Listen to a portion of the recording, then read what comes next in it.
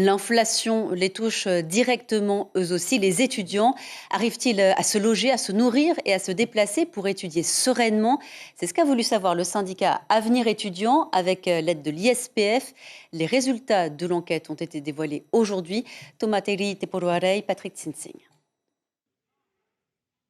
18h, immuable rituel post-universitaire, les occupants doivent quitter les lieux, aussi propres qu'à leur arrivée. Ici, on peut accueillir 390 étudiants, dont la plupart viennent des îles, mais également des zones non urbaines de Tahiti. Pour ceux-là, habiter à quelques encablures est une réelle bénédiction. C'est bien, c'est pas loin de l'université, tu fais ta petite vie, t'as pas trop de soucis, tu t'occupes que de toi, c'est bien. Est-ce que vous vous sentez en sécurité par rapport à ce qui s'est passé ici à l'université? Par rapport à ce qui s'est passé pour les autres Oui. Ah, dans ces cas-là, non, alors. Hein? Non. Mais après, pour ma part, oui, ça va. Enfin, il m'est jamais arrivé quoi que ce soit à ce niveau, du coup, ça va.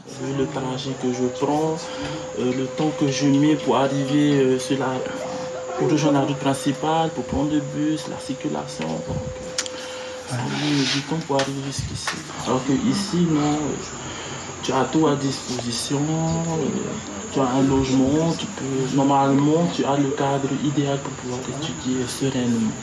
Le rapport de la commission lancé en octobre dernier par l'Institut de la statistique a pour but de faire un bilan de la situation individuelle de chaque étudiant quant à leurs besoins dans le domaine du transport, des dépenses alimentaires et dans tout ce qui touche à leur cadre de vie. Les résultats de cette enquête serviront de repère au gouvernement pour mieux définir les besoins de chacun. Moi, j'attends que les pouvoirs publics, les associations, les différentes structures et services prennent cette enquête-là, analysent ces chiffres qu'on leur a donnés et qui mettent en place des structures, des budgets pour répondre et pour améliorer les conditions de vie de ces étudiants.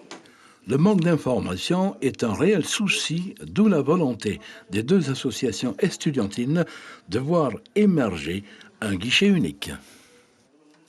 Et moi, je ne suis pas d'accord sur ça dans le sens où il y a des associations étudiantes qui étaient présentes depuis un certain moment pour informer les étudiants. Par contre, s'ils ne sont pas là pour chercher l'information et juste attendre l'information, non. Dès la publication de ce rapport, la balle sera du côté du gouvernement afin de définir une politique d'aide à apporter à ceux qui représentent l'avenir de ce pays.